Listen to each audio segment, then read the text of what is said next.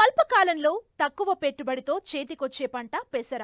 ఈ పంట సాగుతో భూసారం పెరగటంతో పాటు తరువాత వేసే పంటకు మంచి పోషకాలను అందిస్తుంది. సాగు ఆరంభం నుంచే ఆయా ప్రాంతాలకు తగిన రకాలను ఎన్నుకొని సమయానుకూలంగా యాజమాన్య పద్ధతులు పాటించినట్లయితే ఎకరాకు 4 నుండి 7 క్వింటాళ్ల వరకు దిగుబడి పొందొచ్చు. ప్రస్తుతం వేసవి పంటగా పెసరను సాగు చేసిన రైతులు చేపట్టాల్సిన యాజమాన్య పద్ధతుల గురించి తెలియజేస్తున్నారు ఆదిలాబాద్ కృషి విజ్ఞాన కేంద్రం కోఆర్డినేటర్ ప్రవీణ్ కుమార్.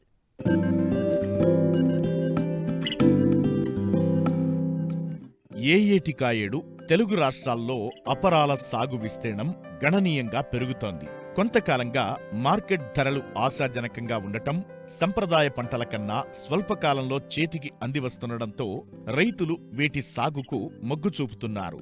మారుతున్న ఆహారపు అలవాట్లతో వీటి వినియోగం అధికమయ్యింది. అన్ని పంటల సరళిలో ఒద్దికగా ఒదిగిపోవడం, తక్కువ వ్యవధిలో పంట పూర్తవటం, ఏకపంటగానే కాక పలు అంతర మిశ్రమ పంటల కలయికతో వీటి సాగు ఆశాజనకంగా ఉంది.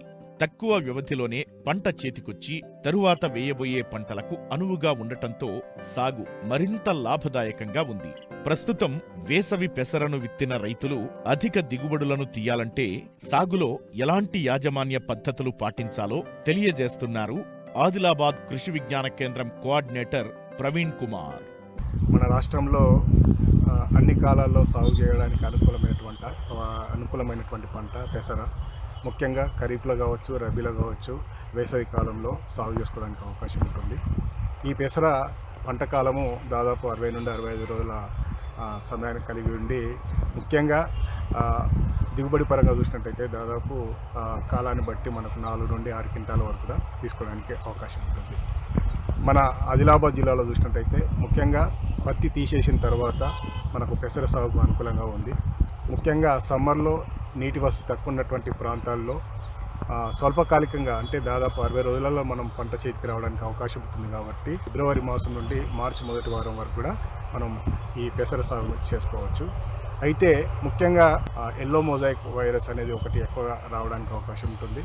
అదేవిధంగా ముఖ్యంగా వేసవిలో మనకు ఉష్ణోగ్రతలు పెరుగుతాయి కాబట్టి సాధారణంగా బెట్ట పరిస్థితుల్లో ఉన్న పరిస్థితుల్లో మనకు తెల్లదోమ ఉధృతి కావచ్చు, తామర పురుగు యొక్క ఉధృతి కూడా మనకు ఎక్కువ రావడానికి అవకాశం ఉంటుంది. అయితే ఈ సంవత్సరం చూసినట్టయితే మనకు గత 2-3 రోజులుగా వాతావరణము వర్షాలు పడడంతో కూడా మనకు మబ్బులుగా ఉండడంతో కూడా కొద్దిగా ఈ మారకా మచ్చల పురుగు యొక్క ఉధృతి కూడా రావడానికి అవకాశం ఉంటుంది. ఎరువుల యాజమాన్యం కూడా చాలా ఇంపార్టెంట్. అయితే దీనికి మనము ఒక ఎకరానికి 8 కిలోల నత్రజని, 20 కిలోల భాస్వరం వేసుకున్నట్టయితే సరిపోతుంది. దీంతో పాటు మనకు తొలి దశలో కలుపు అనేది కూడా చాలా ఇంపార్టెంట్. ముఖ్యంగా మనం విత్తిన వెంటనే ఒక 1.5 లీటర్ పెండిమిథలిన్ అనే మందును మనము పిచికారీ చేసుకున్నట్టయితే తొలి 20-25 రోజుల పాటు మనం గడ్డి మొలవకుండా ఉంచడానికి అవకాశం ఉంటుంది. ఒకవేళ మనకు 20-25 రోజుల తర్వాత మనకు ఈ వెడల్పాటి ఆకు కానీ సన్నపు గడ్డి కూడా రావడానికి అవకాశం ఉంటుంది. అటువంటి పరిస్థితులు ఉన్నట్టయితే వెడల్పాటి ఆకు ఎక్కువ ఉన్నట్టయితే మనకు ఇమజితాపైరన్ మందు దాదాపు 300 ml 200 నీటిలో కలుపుకొని పిచికారీ చేసుకోవాలి. ఒకవేళ సన్నపు గడ్డి అధికంగా ఉన్నట్టయితే ఫిజాలోపాప్ ఇథైల్ అనే మందు దాదాపు 400 ml 200 నీళ్ళు కలుపుకొని పిచికారీ చేసుకున్నట్టయితే సన్నపు గడ్డిని కూడా నిర్మూలించడానికి అవకాశం ఉంటుంది. లేదన్నట్టయితే మనము 20-25 రోజుల తర్వాత అంతర్కృషి కూడా చేసుకోవచ్చు. తర్వాత దీంట్లో ప్రధానంగా మనము నీటి తడులు కూడా చాలా ఇంపార్టెంట్. ముఖ్యంగా మన సమ్మర్లో సాగు చేసేటప్పుడు బెట్ట పరిస్థితులు ఎట్టి పరిస్థితులు గురి కాకుండా చూసుకోవాలి. దాంట్లో ప్రధానంగా మనం చూసినట్టయితే 2-3 నీటి తడులు తప్పకుండా అవసరమైతే అందులో ప్రధానంగా చూసినట్టయితే మనకు పూత దశ, మొగ్గ పూత దశ మరియు కాయ దశలో ఎట్టి పరిస్థితులు కూడా బెట్ట పరిస్థితికి గురి కాకుండా చూసుకోవాల్సిన అవసరం ఉంది. తర్వాత అన్నిటికంటే ముఖ్యంగా ఈ సమ్మర్లో సాగు చేసేటప్పుడు వివిధ రకాలైన చీడపీడలు ఆశించడానికి అవకాశం. అందులో ప్రధానంగా మనకు వాతావరణంలో బెట్ట పరిస్థితులు పొడి వాతావరణం ఉంటుంది కాబట్టి రసం పీల్చే పురుగులైనటువంటి తెల్లదోమ యొక్క ఉధృతి అనేది ఎక్కువగా ఉండడానికి అవకాశం ఉంటుంది.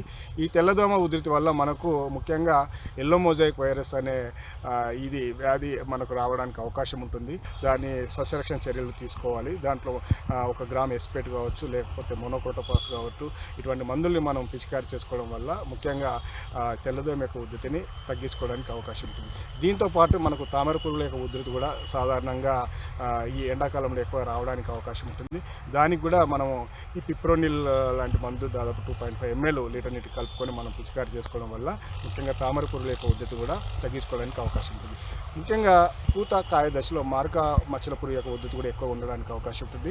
ముఖ్యంగా మొగ్గ పూత దశలో గూడు కట్టుకొని ఉండడం వల్ల పూతను లోపల ఉండి పురుగు లోపల ఉండి తినేయడం వల్ల మనకు ఎక్కువ నష్టం జరగడానికి అవకాశం ఉంటుంది. కాబట్టి ఇటువంటి మనం ఎప్పటికప్పుడు గమనిస్తూ ఒకవేళ మారక మచ్చ పురుగు యొక్క ఉద్ధృతి ఉన్నట్టయితే మనకు ఈ నోవాలిర్ అనే మందు 1 ml per లీటర్ కానీ లేకపోతే క్లోరాంథ్రిన్ ప్రోల్ కావచ్చు 0.3 ml కానీ లేకపోతే స్పైనోసైడ్ కానీ ఇటువంటి మందుల్ని మనం పిచికారీ చేసుకోవడం వల్ల ముఖ్యంగా ఈ పెసరలో మారక మచ్చ పురుగు యొక్క ఉద్ధృతిని మనం తగ్గించుకోవడానికి అవకాశం ఉంటుంది.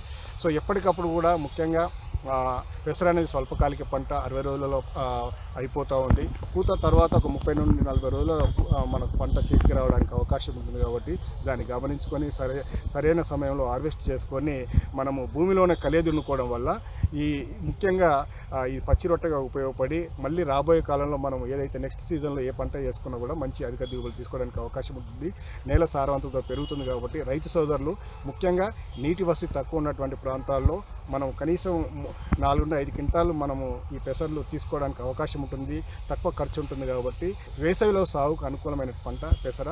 సో ప్రతి ఒక్క రైతు కూడా ముఖ్యంగా ఆదిలాబాద్ జిల్లాలో చూసినట్టయితే మనము పత్తి తీసేసిన తర్వాత ఇది వేసుకున్నట్టయితే లాభదాయకంగా ఉండడానికి అవకాశం ఉంటుంది.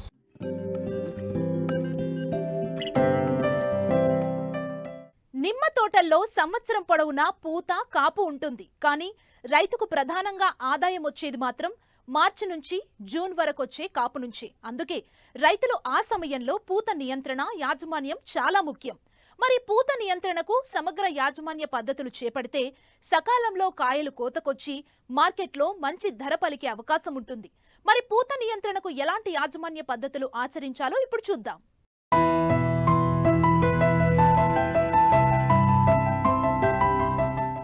తెలుగు రాష్ట్రాల్లో నిమ్మ తోటలు అధిక విస్తీర్ణంలో సాగవుతున్నాయి. దక్షిణ భారతదేశంలో సాగయ్యే నిమ్మ తోటల్లో సంవత్సరంలో 2% మాత్రమే సహజ సిద్ధంగా పూత ఏర్పడుతుంది. మొదటిసారి జనవరి, ఫిబ్రవరి నెలల్లో వచ్చిన పూత కాయడానికి 3 నెలల సమయం పడుతుంది. అంటే ఏప్రిల్ నుండి జూన్ వరకు దిగుబడి వస్తుంది. రెండవ దఫాగా జూన్, జూలైలో పూతకు వచ్చి పంట అక్టోబర్లో దిగుబడి వస్తుంది. అయితే ప్రస్తుత వాతావరణ పరిస్థితుల్లో మార్పులు చోటు చేసుకుని సంవత్సరం పొడవునా చెట్లపై పూత, పిందె, కాయలను వివిధ దశల్లో గమనిస్తున్నాం. నిమ్మ సాగు చేసే రైతులు మొక్కలకు నీటిని ఎప్పుడు పడితే అప్పుడు అందించడం వల్ల సరైన సమయంలో చెట్లు పూతకు రావడం లేదు. వేసవి కాలంలో కాయ దిగుబడికి మంచి డిమాండ్ ఉండడం వల్ల రైతులు వేసవిలో అధిక దిగుబడిని సాధించడానికి కొన్ని ముఖ్యమైన యాజమాన్య పద్ధతులను చేపట్టాలి.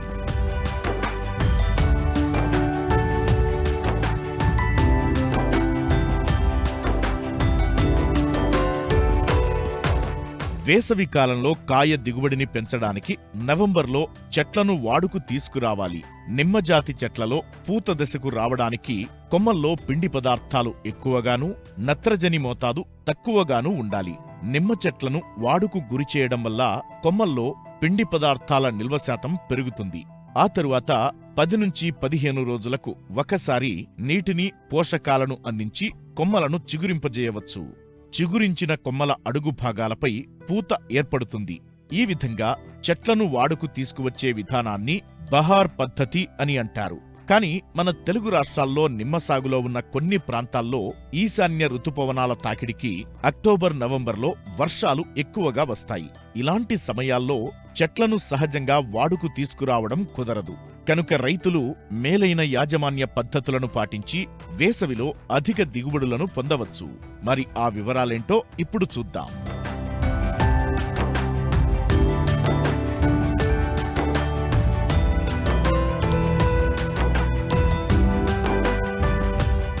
నాణ్యమైన నిమ్మ దిగుబడులను పొందడానికి జూన్లో 50 ppm జిబ్బరెల్లిక్ ఆమ్లాన్ని, సెప్టెంబర్లో 1000 ppm సైకోసెల్ ద్రావణాన్ని, అక్టోబర్లో పొటాషియం నైట్రేట్ 10 గ్రాములు లీటరు నీటికి కలిపి చెట్లపై పిచికారీ చెయ్యాలి.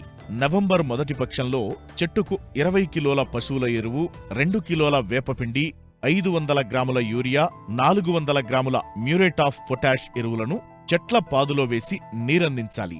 ఎరువులు వేసిన 10-15 రోజులకు చెట్లు చిగురించి పూత రావడం మొదలవుతుంది.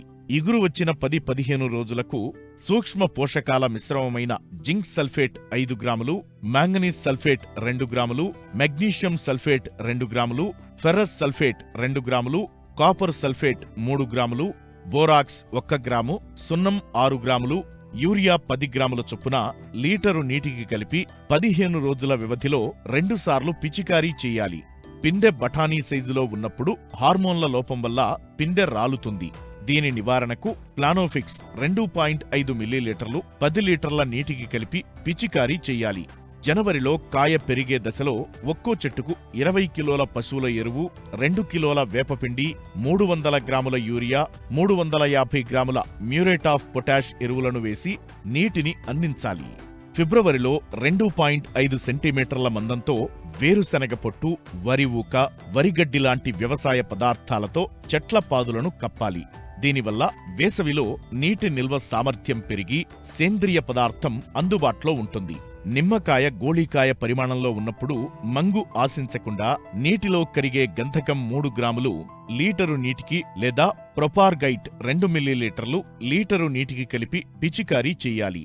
వేసవిలో కాయ పరిమాణం, రసం శాతం తక్కువగా ఉంటుంది కనుక పొటాషియం నైట్రేట్ 10 గ్రాములు లీటరు నీటికి కలిపి పిచికారీ చెయ్యాలి.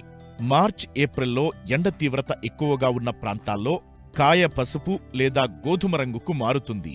దీన్ని నివారించడానికి యూరియా 10 గ్రాములు లీటరు నీటికి కలిపి పిచికారీ చెయ్యాలి.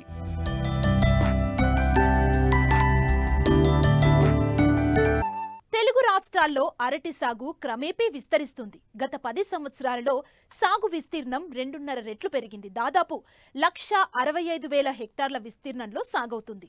అరటి దిగుబడిలో భారతదేశం 2వ స్థానంలో ఉండగా ముఖ్యంగా తెలంగాణ, ఆంధ్రప్రదేశ్ రాష్ట్రాల్లో దీని సాగు ఎక్కువగా ఉంది. అయితే రకాల ఎంపిక, పిలకల ఎంపిక మొదలు నాటే వరకు సరైన యాజమాన్య పద్ధతులు పాటిస్తే మంచి దిగుబడులను తీయొచ్చంటున్నారు సీనియర్ శాస్త్రవేత్త డాక్టర్ సుధా జాకబ్.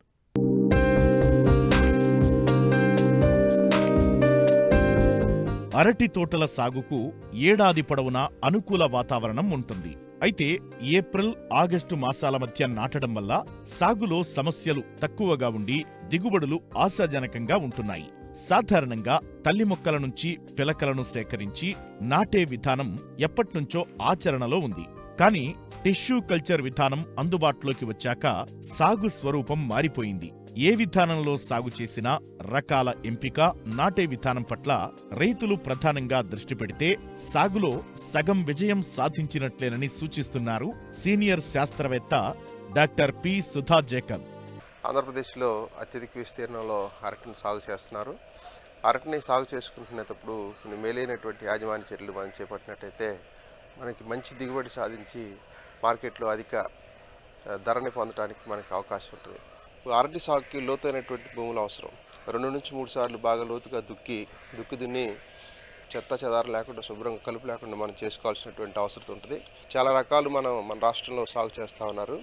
వీటిలో కర్పూర్ చక్కెరకేళి కానీ, తెల్ల చక్కెరకేళి కానీ, తర్వాత వామనకేళి కానీ, గ్రాండైన్ కానీ, బొంత, ఇట్లా కూరటికాయలు కూడా మనకి సాగు చేస్తూ ఉన్నారు. ఇవి దాదాపు 12 నుంచి 13 నెలల కాల పరిమితి దీర్ఘకాలిక రకాలు ఉన్నాయి. తర్వాత వామనకేళి లాంటివి, గ్రాండైన్ లాంటివి 11 నెలల్లోనే వస్తాయి. స్వల్పకాలిక రకాలు ఇంకా మన అవసరతను బట్టి, మనకు ఉన్నటువంటి అవకాశాలను బట్టి మనం వేసుకున్నటువంటి రకాన్ని ఎంపిక చేసుకొని మనం సాగు చేయాల్సినటువంటి అవసరం ఉంటుంది. నాణ్యమైనటువంటి పిలకలను ఎంపిక చేసుకుంటంలోనే మనకు వచ్చేటువంటి దిగుబడి కూడా ఆధారపడి ఉంటుంది. ఇంట్లో 2-3 సార్లు కోత వేసినటువంటి సూది పిలకలను మనం ఎంపిక చేసుకొని వాటిని మనం తీసుకొచ్చి నాటుకోవాల్సినటువంటి అవసరం ఉంటుంది. ఈ పిలకలను కూడా మనం వేసుకునే ముందు మనం ఈ మందులతో శుద్ధి చేయాల్సినటువంటి అవసరం ఉంటుంది.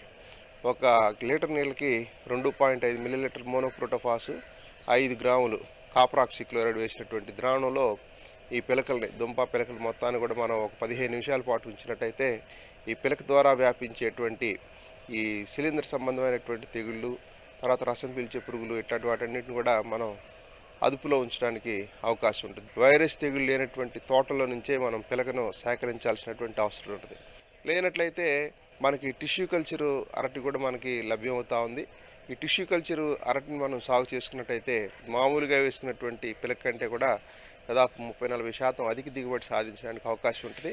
అంతేకాకుండా కార్చి తోట ద్వారా కూడా మనం అధిక దిగుబడి సాధించడానికి అవకాశం ఉంటుంది. కాబట్టి సాధ్యమైనంత వరకు వీలైన చోట్ల మనం ఈ టిష్యూ కల్చర్ పిలకలు మనం తెచ్చుకొని వేసుకున్నట్టయితే మంచి దిగుబడి సాధించడానికి అవకాశం ఉంటుంది. ఖర్చు కూడా తగ్గడానికి అవకాశం ఉంటుంది. సాధారణంగా మన రైతులు తల్లి మొక్కల నుంచి సూది పిలకలను సేకరించి నాటుతూ ఉంటారు. దీనివల్ల తల్లి తోటల్లో ఉండే చీడపీడలు కొత్తగా నాటిన తోటలకు ఆశించి దిగుబడులు తగ్గే ప్రమాదముంది. ఇలాంటి సమస్యలను అధిగమించి పంటంతా ఒకేసారి కోతకు వచ్చేలా టిష్యూ కల్చర్ మొక్కలు అందుబాటులోకి వచ్చాయి. ఈ మొక్కలు నాటడం వల్ల రైతులకు ఖర్చు తగ్గి దిగుబడి పెరుగుతుంది. నాటే విధానంలో వచ్చిన మార్పుల వల్ల పొలంలో మొక్కల సంఖ్య పెరిగి దిగుబడులు పెరుగుతున్నాయి. ముఖ్యంగా జంటసాళ్ల పద్ధతిలో అధిక సాంద్రతలో మొక్కలను నాటి అధిక ఫలసాయాన్ని పొందవచ్చు. మనం పిలకలు తీసుకొచ్చిన తర్వాత ప్రధాన పొలాన్ని మనం సిద్ధం చేసుకొని మనం 45 సెంటీమీటర్ల వెడల్పు, 45 సెంటీమీటర్లు పొడుగు, 40 సెంటీమీటర్ల లోతున్నటువంటి గుంటలను తీసుకొని సిద్ధం చేసుకోవాల్సినటువంటి అవసరం ఉంటుంది. జంటసాల పద్ధతిలో కానీ మనం మొక్కలను వేసుకున్నట్టయితే అధిక సంఖ్యలో మనం మొక్కల్ని పెట్టుకొని అధిక దిగుబడి సాధించడానికి అవకాశం ఉంటుంది. అయితే మనం ఎప్పుడైతే అధిక సాంద్రతలో మనం సాగు చేస్తూ ఉంటామో పంట కాలం కూడా కొద్దిగా ఒక 30-40 రోజులు పెరగడానికి అవకాశం ఉంటుంది. కాబట్టి రైతు సోదరులు ఈ విషయాన్ని గుర్తు చేసుకొని మనం ముందుకు వెళ్లాల్సినటువంటి అవసరం ఉంటుంది. దీర్ఘకాలిక రకాల్లో అయితే మాత్రం సాలలో మొక్కకి వరుసకి మధ్య 1.2 మీటర్లు దూరం పెట్టుకోవాల్సినటువంటి అవసరం ఉంటుంది. జంటసాలకి మధ్య 2 మీటర్లు పెట్టుకోవాల్సినటువంటి అవసరం ఉంటుంది. ఈ స్వల్పకాలిక రకాల్లో 11 నెలలు ఈ ఉన్నటువంటి దాంట్లో మాత్రం మీటర్ పెట్టుకుంటే సరిపోతుంది. మొక్కకి వరుసకి మధ్య జంటసాలలో. తర్వాత జంటసాలకు మధ్యలో మామూలుగా 2 మీటర్లు పెట్టుకున్నట్టయితే కూడా మనకి అధిక సాంద్రతలో మొక్కల్ని పెట్టుకొని అధిక దిగుబడి సాధించడానికి అవకాశం ఉంటుంది. తర్వాత మొక్కలు పెట్టుకునేటప్పుడు మనం తీసుకోవాల్సినటువంటి జాగ్రత్తలు గమనించినట్టయితే ప్రతి గుంటలో కూడా మనం ఖచ్చితంగా 300 గ్రాముల సింగిల్ సూపర్ ఫాస్ఫేట్ ఎరువు మనం వేసుకోవాలి. 5 కిలోల బాగా మాగినటువంటి పశువుల ఎరువుని మనం వేసుకోవాలి. వేసుకునే తప్పుడే ఈ విత్తన శుద్ధి చేసినటువంటి పిలకలను తీసుకొని ఎరువులు వేసిన తర్వాత మనం పిలకల గుంటలో పాతాల్సినటువంటి అవసరం ఉంటుంది. తర్వాత పిలకలను గట్టిగా మొదల దగ్గర మట్టిని బాగా నొక్కి లోపలికి గాలి చొరబడకుండా మనం చేయాల్సినటువంటి అవసరత ఉందన్నమాట.